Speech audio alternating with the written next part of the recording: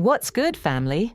Welcome back to Gossip Reload, man. We back again, locked in with another one. And listen, it's been one of them weeks in the city, for real.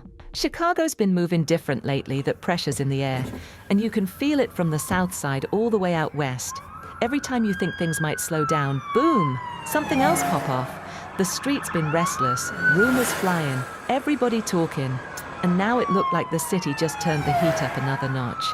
We talking about moves being made behind the scenes, beefs that never really died down, and stories that hit too close to home. If you from the city, you already know this ain't no ordinary news. This the kind that shake the block, make people pick sides, and got the internet going crazy. So buckle up, family, get your popcorn, roll something if you need to, cause we about to get deep into it. This one heavy, real heavy. Let's get into it. Man, this one hit different, for real. The whole city of Chicago in pain right now. You can feel it in the air, that tension, that sadness. And Lil Durk, he's sitting in federal custody, getting hit with some of the worst news he ever gonna hear in his life. THF Bayzoo, one of his day one soldiers, one of them dudes who been rocking with him since the trenches just got clapped up in broad daylight, right on the west side of the Chi. According to what's going around on the streets and online, Zoo was at some junkyard trying to grab a few car parts. Out of nowhere, a car pull up, two goofies hop out and start letting off. Zoo wasn't even by himself, two other people got hit too. Reports say 3 men got rushed to the hospital after shots rang out round 3 in the afternoon, over there by 31st and St. Louis. They say Bayzoo caught 3 slugs. One of them hit him in the chest with a 7.62 Draco round. Them Draco bullets don't play. That's a whole different type of damage. He lost too much blood before the medics could get control of it. They rushed him to the hospital in critical condition, but he ain't make it.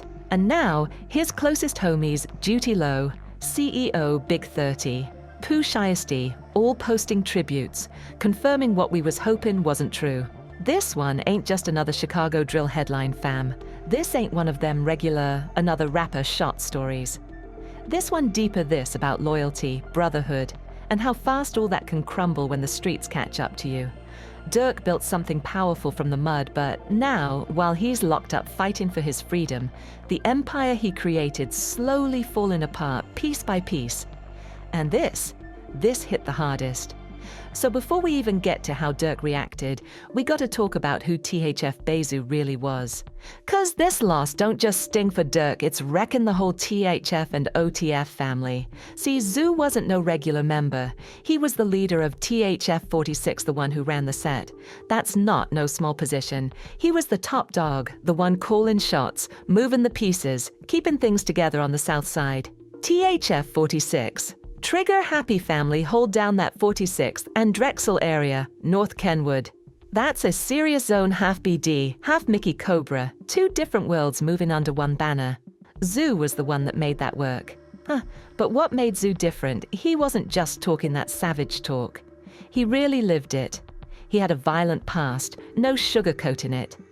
Dude was in real situations, real street wars. He was connected to bodies, caught a murder charge, and beat it. He earned his rep the hard way, in them trenches. But lately, word is, Zoo was trying to switch things up, move a little smarter. You could tell from the way he moved, the energy he put out, the things he said. He was still solid, but he was also trying to level up, stay alive, stay out the way. But the streets don't ever forget, man. Once you're part of that cycle, it don't matter how much you change, that karma always circling back. And this was that circle coming back around. The same streets he helped build up ended up taking him out. No cap, this one hit the city deep. Because see, Bayzoo wasn't one of them rappers just acting tough for the camera, trying to look like they from it. Nah, Zoo was really from it. Born in it, raised by it, and lived every second of it. Everybody in Chicago knew that. You could feel the authenticity on him, the energy, the aura. When he spoke, people listened. Because he didn't talk about no fairy tale life. He talked about reality. THF wasn't no small block movement either. They were in real wars, not just words over beats. THF been clashing with 051, Young Money, STLEBT, Jarrow City 757, Brick Squad, you name it. whole sets that'd been locked in decades of beef, blood, and payback. But in that chaos, THF also built alliances, powerful ones, Oblok, 600, and most importantly, OTF. That's where that connection between THF Bayzoo and Lil Durk got real deep. That wasn't no industry friendship. That wasn't a PR move. That was real street loyalty forged through pain, funerals, and survival. These dudes been through the trenches together, long before the fame, long before the millions. And that's why what came next hits even harder. Because Bayzoo's story, it took a turn a lot of people ain't see coming. In 2018, when he came home from jail, something changed in him. He started speaking differently, moving differently. Man started thinking differently. According to interviews and folks close to him, Bayzoo and King Von took their Shahada together that same year, converting to Islam side by side. Two brothers who'd seen hell on earth, both searching for peace in something higher. That's powerful, fam. That's not something you fake for attention. They started praying 5 times a day. They started distancing themselves from the chaos, at least spiritually. They still repped their sets, still handled business when necessary, but inside, Bayzoo was transforming. He was trying to find light after years of darkness. He wasn't perfect, but he was trying. And that's what makes this so heartbreaking. Because right when he started changing, right when he was walking that path of redemption, the streets came back for him. Like they always do. And now his brother Lil Durk, the one who's always had to bury his people, is facing the darkest chapter of his entire life. Let's break this down for real, fam. Because Durk ain't just hurting emotionally, he's being crushed from every angle possible. Federal agents arrested Lil Durk at the Miami airport. He was about to board a private jet to Italy, probably just trying to clear his head, get a little space. But before he even reached the gate, boom, the feds swarmed him. They hit him with conspiracy to commit murder for hire, accusing him of orchestrating the hit that took out Quando Rondo's cousin, Lul Pab, back in 2022. That's not just some street charge. That's a federal conspiracy case. They talking life in prison, no parole. Think about that, a man who was on top of the world, charting next to Drake, J. Cole, Future, selling out arenas, feeding families, becoming a global icon, now locked in a cell, staring down a lifetime behind concrete walls. And it wasn't just Durk. The feds moved strategic. They hit 5 other members of OTF that same day. Simultaneous arrests, like it was chess, and the feds had every move mapped out. They came with receipts, bank records, flight logs, hotel bookings, surveillance videos, witnesses, informants, everything. They saying Durk financed the whole operation, the flights, rentals, cash flow, all of it. If that case holds up, if the government proves that story OTF as an organization might not survive it, that's how serious this is. Now imagine you're Durk. You sitting in that cold cell, no music, no studio, no stage lights, just silence and your own thoughts. All that pain, all those memories closing in. Then one morning, the news travels in. They tell you your day one, your brother THF Bayzoo got killed. Not locked up, not missing, gone. And you can't even be there to see him one last time. You can't hug his moms. You can't show up to the funeral. You can't do nothing but stare at the wall and replay every moment y'all had. That's the kind of pain that breaks people. Because Bayzoo wasn't just another member, he was family. He was loyalty in human form. And Durk, losing him, especially while he's locked up, that's the kind of loss that leaves scars you don't recover from. Meanwhile, on the outside, Durk's whole empire's crumbling in real time. The feds froze his accounts. They seized his assets. Every label deal and business move is under legal review. His streams, his royalties, everything frozen. The money that was feeding OTF, the machine that kept hundreds of people afloat, just stopped. The whole empire he built from nothing, with sweat, pain, and sacrifice, is collapsing brick by brick. And now this, Bayzoo gone. It's like the universe is testing how much one man can endure. When the news of Zoo's death broke, social media exploded.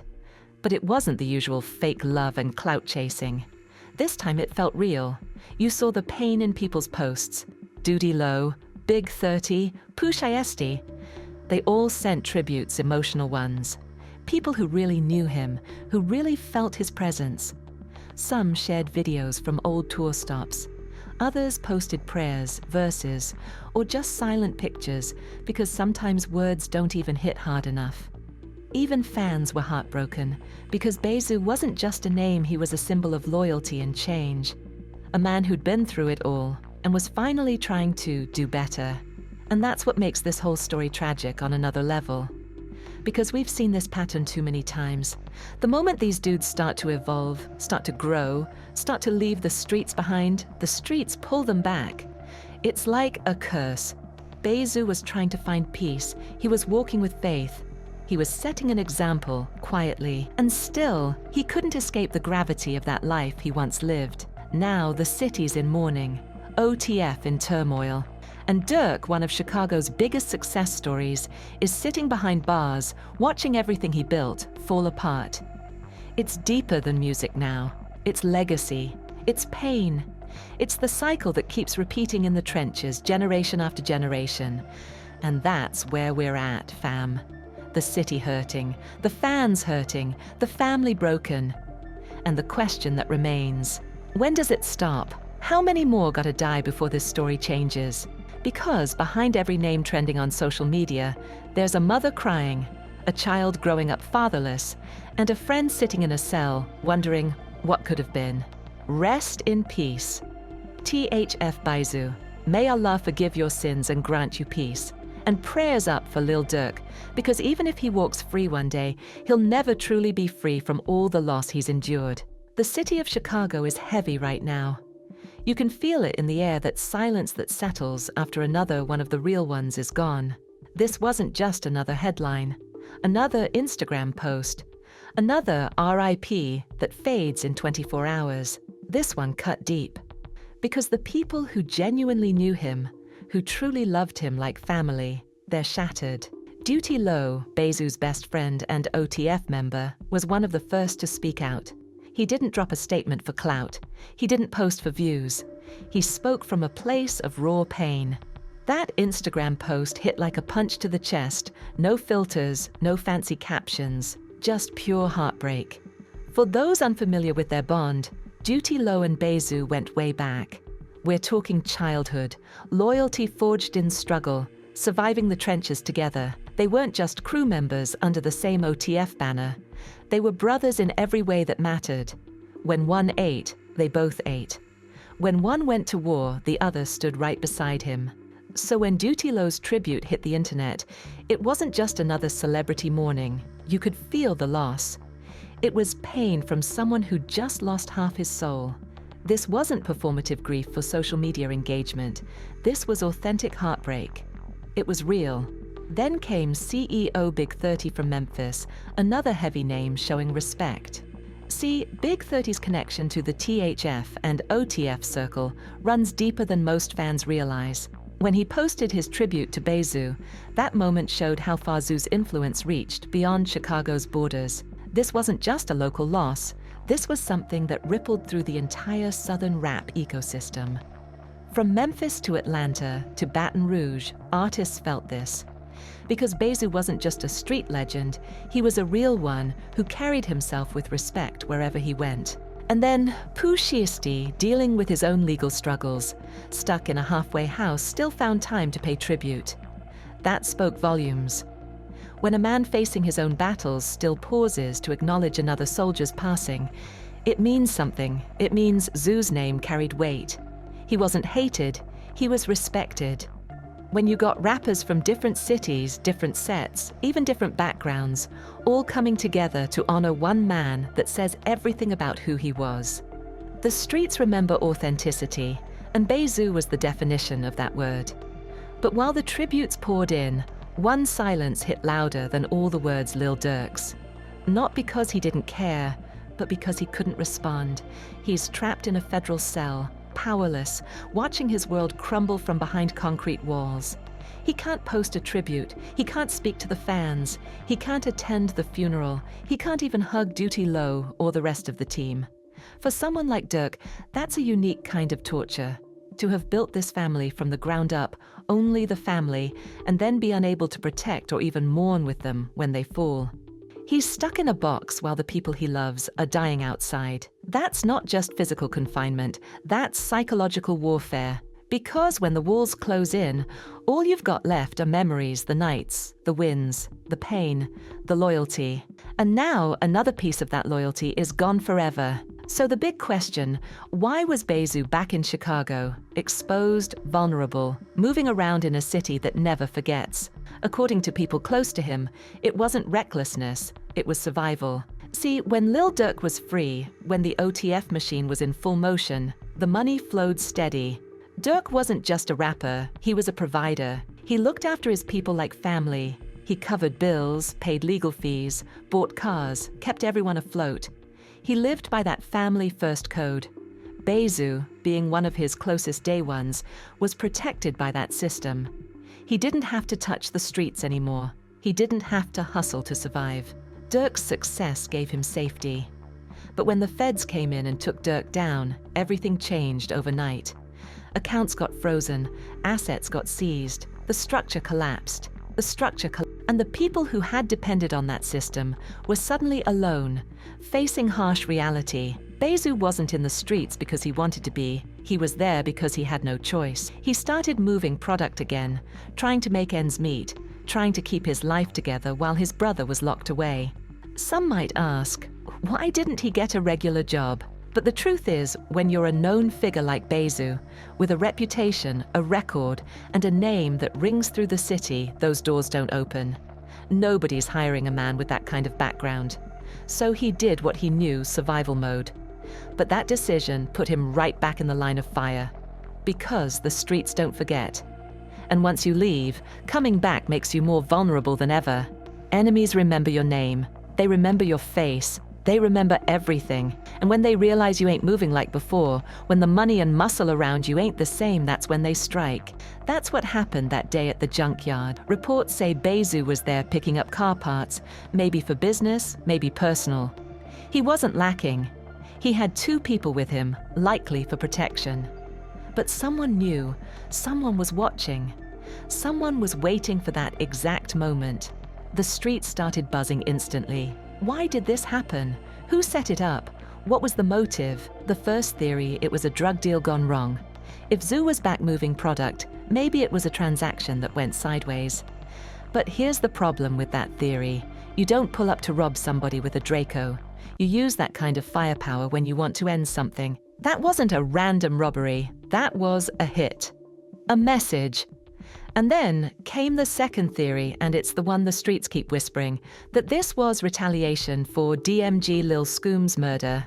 Just a month before, Scoom got killed in Chicago. He had ties, respect, and momentum in the city. And after he died, people started pointing fingers at THF. There were posts, subliminals, disses, tension rising by the hour. The word around the trenches was that THF had something to do with it. And in Chicago, perception becomes fact. Once your name's tied to a body, that's all it takes. So the theory goes like this. Scoom's people waited. They watched. They plotted their revenge carefully.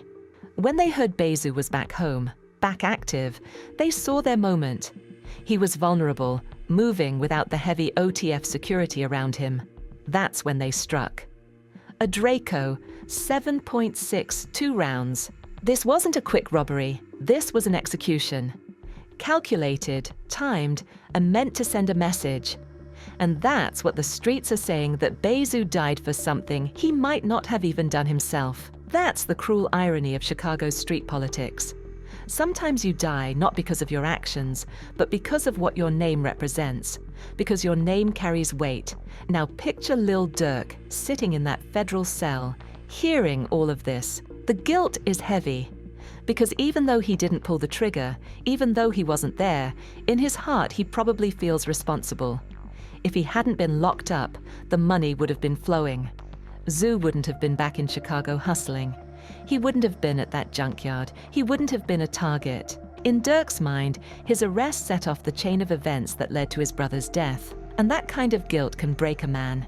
especially when you're already facing the biggest fight of your life. He's isolated, can't attend the funeral, can't speak his truth, can't even mourn properly.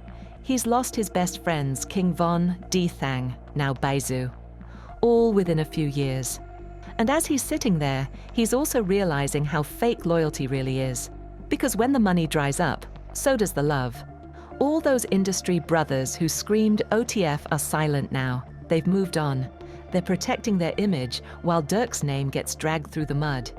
The only ones still standing by him are the ones the streets already buried. This story ain't just about one man dying. It's about a cycle one that's been eating Chicago alive for generations.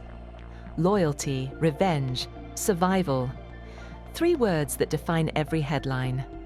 Lil Durk built OTF on the promise of family. He meant it.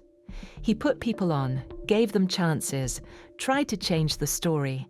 But when the system steps in, when the feds freeze everything, when opportunity disappears, people fall right back into the same streets they tried to escape. Bayzoo wasn't a monster. He was a survivor. He converted to Islam, trying to better himself, trying to move differently. But when the money ran out and reality hit, he had to make hard choices.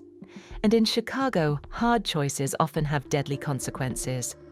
Because once you're marked, once you've got history, the streets never really let you go. Even if you walk away, they remember your name. And sometimes that's enough to bring you back permanently. Loyalty is the word everybody throws around. But in this life, loyalty often means death. Bayzoo was loyal to Dirk until the end. He represented OTF when it wasn't popular, when it wasn't safe. He stood on that. But at the end of the day, that loyalty left him exposed. Because when the system took the leader, the structure collapsed, and the soldiers were left to fend for themselves. So what does loyalty really mean if the streets take everything in return? If it leaves your mother crying and your brothers burying you? That's the question hanging over this whole story. THF Bayzoo's death isn't just another name on the list.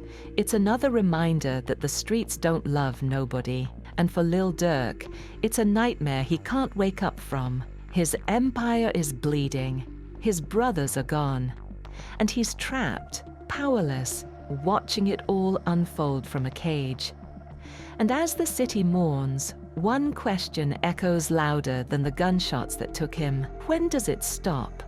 When did they decide that loyalty to the streets isn't worth dying for? When the sirens faded and the news spread across Chicago, the city fell into that quiet every local knows too well, the kind that hits right before the memorial candles light up the block.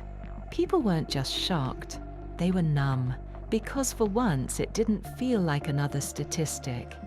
It felt personal. In neighborhoods where grief has become routine, Bayzoo's passing reopened wounds that never really healed. From the south side to Little Village, people stood on corners telling stories about him, the loyalty, the laughs, the way he moved through every hood with respect. For a few nights, rivals didn't argue online. They posted peace signs. Even those who once stood on opposite sides of the map admitted it. Zoo was solid. The memorials started small, a few posters taped to poles, a mural in progress.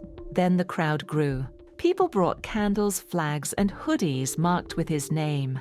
Mothers who'd buried sons before were back out again, standing in silence because they understood exactly what that loss felt like. Older heads came out too, shaking their heads at another young life gone before 40. It was unity born out of tragedy, the kind of togetherness that never seems to last long enough. Inside the jails, word spread fast. People who'd shared time with Zoo remembered him as quiet, but respected. They said he kept his faith strong, prayed often, and tried to guide younger guys away from the worst decisions. That image traveled beyond the bars, reminding everyone that beneath the headlines was a man still trying to change his path. Meanwhile, Dirk sat in his cell, trying to process everything. Days started blending together. Every sound from the outside, a door closing, a voice echoing down the hallway, carried a different meaning now. He didn't talk much. According to those close to him, he spent most of his time writing, not songs for the charts, but thoughts, letters that may never be sent, notes about loyalty, brotherhood, and how success doesn't protect you from fate. Dirk's lawyers kept him updated, but what comfort could that bring?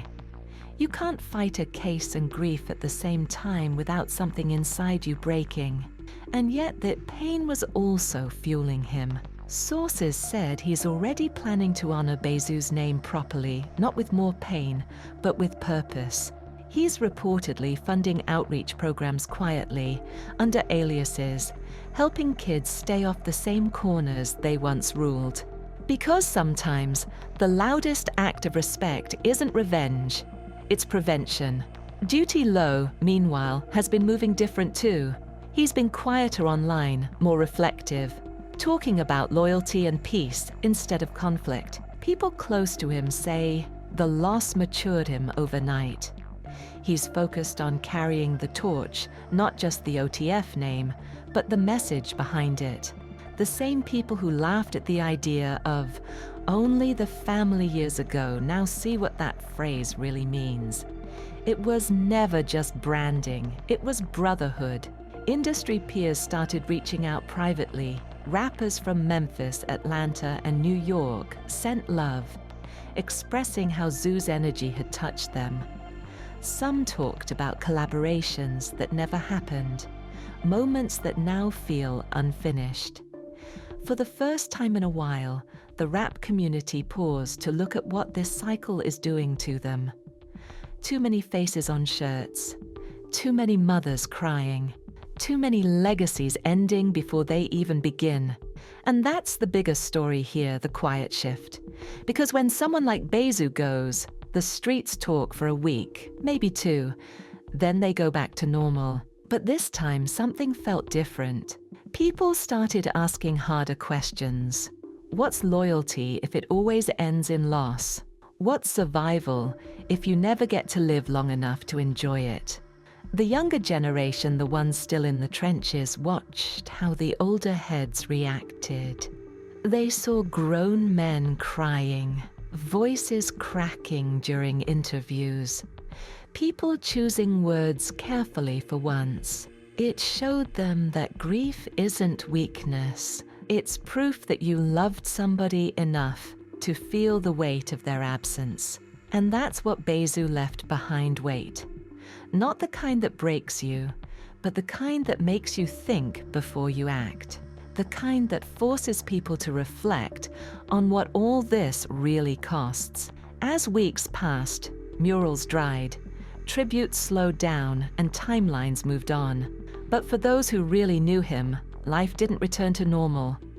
There's still an empty chair at the table, still an unanswered call, still that photo you scroll past and pause on for a second longer than you mean to. Because some losses don't fade. They stay with you.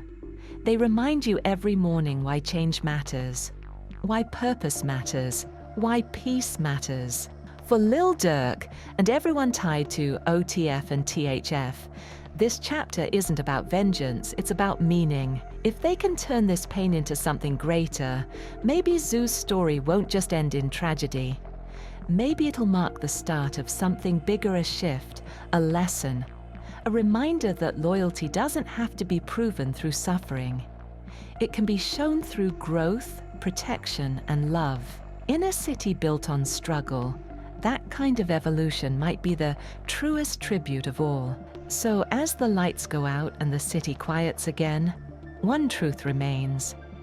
Legends don't disappear. They live on through the people who refuse to forget them. And if there's one thing Chicago's taught the world, it's that even in the darkest nights, the real ones never stop shining. Days passed, the weather changed, and slowly the city that once felt frozen in grief began to move again. You could still feel it, the absence, but something different started growing in its place. not revenge, not noise.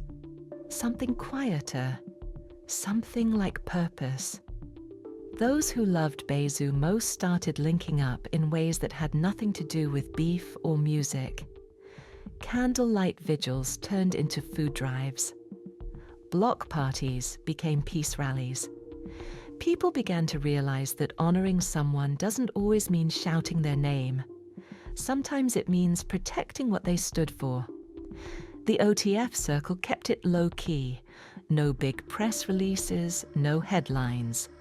But behind the scenes, they were putting money into youth programs, sponsoring little league teams, funding studio time for kids who just wanted to record instead of roam the streets. A few old heads who knew Zoo personally stepped up to mentor. They started visiting schools, telling stories about choices, consequences, and brotherhood. For once, the message wasn't about who's toughest. It was about who's still here. In the same neighborhoods where sirens once echoed every night, you could now hear music again, laughter, pickup games, kids rehearsing songs. And that mattered, because every time a young one found another way to express pain, that was a tiny victory. That was a win for Zoo's name. Lil Durk's situation was still unresolved, but he stayed connected through letters and calls. He told friends to keep pushing positive moves, to stay solid but smart. He wanted the younger ones to see that you can still be real and still grow. His team said he's already writing an album dedicated to healing, not about losses, but about lessons. A tribute, not a dirge. Something that says, we lived it. Now we're learning from it. Duty Low kept that same energy outside. He began linking with community groups and smaller Chicago artists, helping them get exposure without having to compromise themselves. He talked openly about faith, forgiveness, and legacy. He said, Zoo showed me what loyalty looks like. Now I gotta show what wisdom looks like. Even local pastors and organizers noticed the shift. They started holding peace nights at gyms and community centers. Kids showed up wearing OTF merch, not to rep a crew, but to rep the idea that family can mean protection, not destruction. And that's when people started realizing the impact.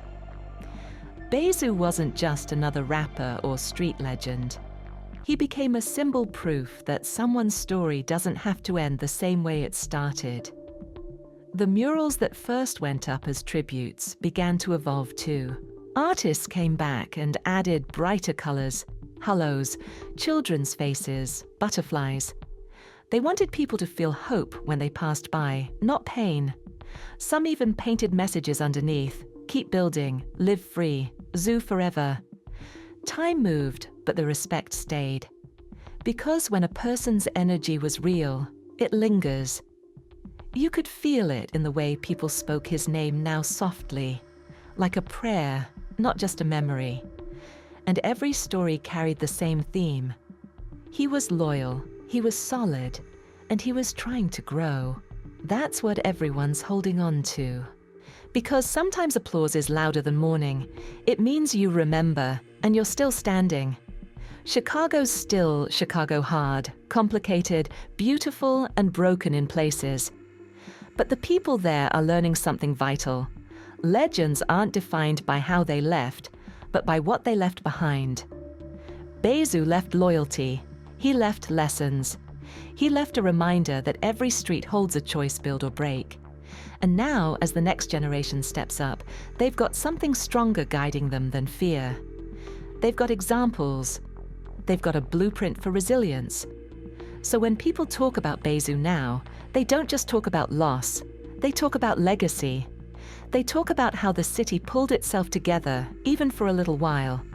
They talk about the love that kept going when the pain tried to stop it. Because in the end, real legends don't fade. They evolve. They teach. They transform. And somewhere in the heartbeat of Chicago, between the laughter, the murals, the music, you can still feel it. That same loyalty, that same strength, that same spark that Zoo carried with him everywhere he went. The rebuild has started, and this time it's built on peace, and in the end it all comes full circle. The pain, the lessons, the memories, they don't disappear. They just change shape. What started in the streets, what was built on loyalty and brotherhood, now lives on as something bigger, something that can't be silenced. Bayzoo's story, it's not just about loss. It's about legacy. It's about the people who still speak his name with love, not just sorrow. It's about the city that refuses to forget. Because even when the lights fade, the murals crack, and the headlines move on, the energy stays. You feel it in every corner, every beat, every voice that's still trying to make it out. And that's the message. Growth is possible, change is possible, healing is possible. So as Chicago breathes and moves forward, it does so carrying his spirit steady, unbroken, loyal to the end. The story don't stop here. It just moves to a new chapter. A chapter written in peace, in purpose, in love. Long live Bayzoo. Long live the real. And may the next generation build something stronger from everything he left behind. This has been Gossip Reload, bringing you the real, straight from the heart of the streets. No filters, no fabrication. If you felt this story, if it reminded you of someone you lost, drop a candle emoji in the comments and keep their name alive. Remember, it's bigger than the music, bigger than the fame. It's about family, loyalty, and growth. Because every time we choose peace over pain, we rewrite the story. Gossip Reload, telling y'all to stay safe, stay smart, and stay alive. Keep your eyes open, keep your head on a swivel, and remember, in these streets, the only thing you can control is how you move. Let me ask you this. Do you think there'll be retaliation for the Zoo death? Real talk, stay alive, stay blessed, and keep grinding. Hit that like, subscribe, and leave your comments. Be safe out there, and we'll catch you for part 2 next. This is Gossip Reload, signing out.